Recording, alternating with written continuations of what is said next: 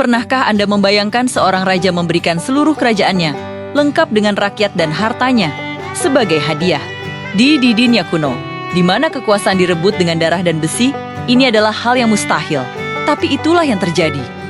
Ini adalah kisah aneh Otalus III raja terakhir kerajaan Pergamen, yang keputusan terakhirnya di ranjang kematian mengguncang politik Romawi dan selamanya mengubah peta Mediterania.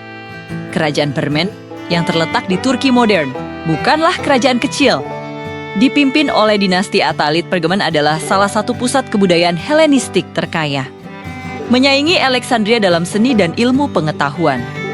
Bayangkan sebuah kerajaan dengan perpustakaan legendaris dan harta yang melimpah, tiba-tiba diperintah oleh seorang raja yang sama sekali tidak tertarik pada kekuasaan. Itulah Otalus III ketika Otalus III naik takhta pada tahun 138 sebelum Masehi. Semua orang sadar ia sangat berbeda.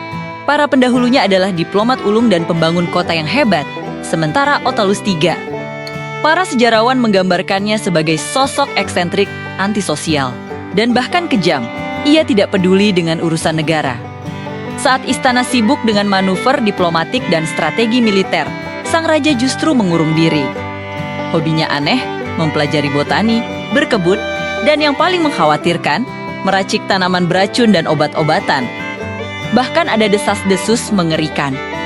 Ia sering mengirim hadiah berupa tanaman beracun kepada orang-orang yang tidak disukainya, hanya untuk mengamati efeknya dari jauh. Sikap paranoid dan kejamnya ini membuatnya sangat dibenci oleh rakyatnya sendiri. Di tengah semua keanehan ini, ada satu masalah besar yang mengintai Otalus III, tidak punya pewaris tahta.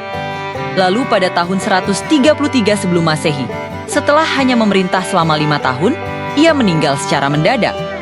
Beberapa sumber menyebut ia tewas karena sengatan matahari saat membangun makam untuk ibunya. Kematiannya mungkin melegakan bagi banyak orang. Tetapi surat wasiat yang ia tinggalkan justru memicu kekacauan yang jauh lebih besar. Dalam wasiatnya, Otalus III membuat pengumuman yang tak terbayangkan.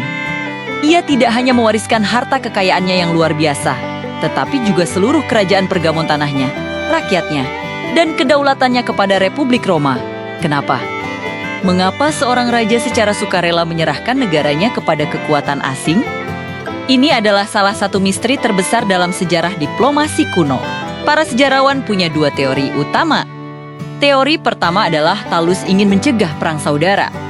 Tanpa pewaris yang jelas, kematiannya hampir pasti akan memicu perebutan kekuasaan berdarah di antara para bangsawan Pergamen. Dengan menyerahkan kerajaannya kepada Roma, kekuatan super saat itu, ia secara efektif memotong semua klaim domestik dan mencegah kerajaannya hancur dari dalam. Teori kedua adalah Otalus seorang realis politik yang cerdas. Ia melihat kemana arah angin bertiup. Roma saat itu sudah menjadi kekuatan yang tak terbendung di Mediterania. Otalus mungkin sadar, cepat atau lambat Pergamen akan jatuh ke tangan Roma, entah melalui diplomasi atau penaklukan. Dengan menyerahkan kerajaannya secara sukarela, ia berharap rakyatnya akan diperlakukan lebih baik sebagai sekutu, bukan sebagai musuh yang ditaklukkan dan dihancurkan. Tentu saja, Republik Roma menerima hadiah tak terduga ini dengan tangan terbuka.